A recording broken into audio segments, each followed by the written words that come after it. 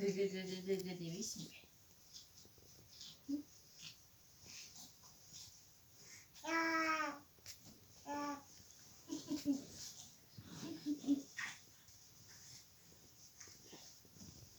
Çaksan tıpsın da balanı. Hezece sattım da bunu.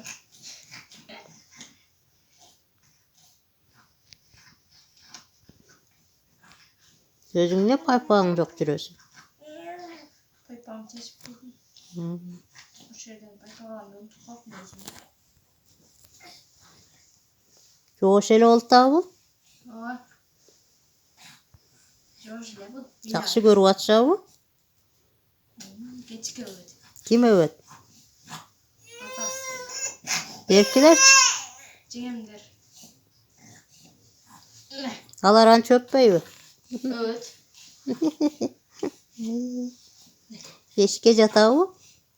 5 gece tutmabaydı. 5 gece tut. Bizim önce de Çakşı olup da götürü atası. baba. Geçike götürüp öğret. Senç. Ben de öyle götürüyorum. Tünde ben götürüyorum. Gündüz atasın. Ne gün tünde sokta var. Direkt evimiz gönden giden noktaydı. Evimiz soktu. Sütün çakşılı oldu tavu. Yananayım buluçka.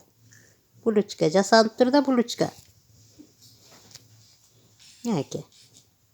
Yani basayın deyip kılgam. Kaç aylık oldu? 4 aylık. 4 aylık oldu yemi. 5 ayga gitti. Yananayı çok ayıp kaldır kıyla.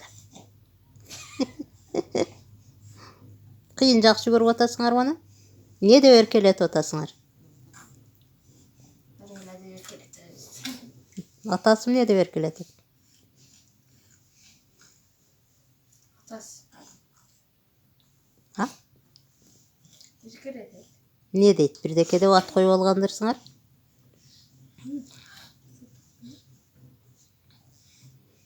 Kusup atat bunu.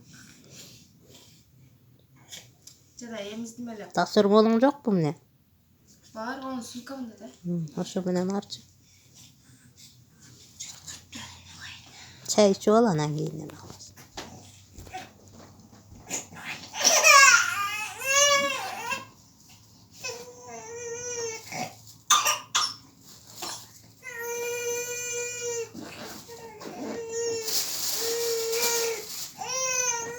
Hey.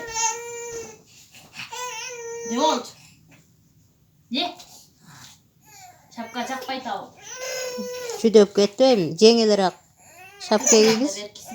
Oo. Ram sıksın derse.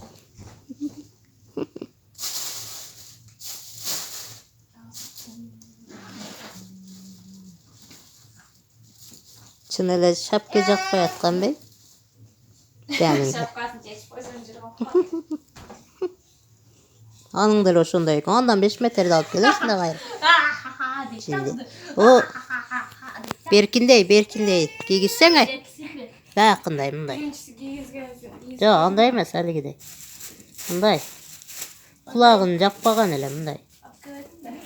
Bu şekilde tumağı var hazır. Şu 3 tümağını 3 ön algam. Sen bunday rağın deme alın.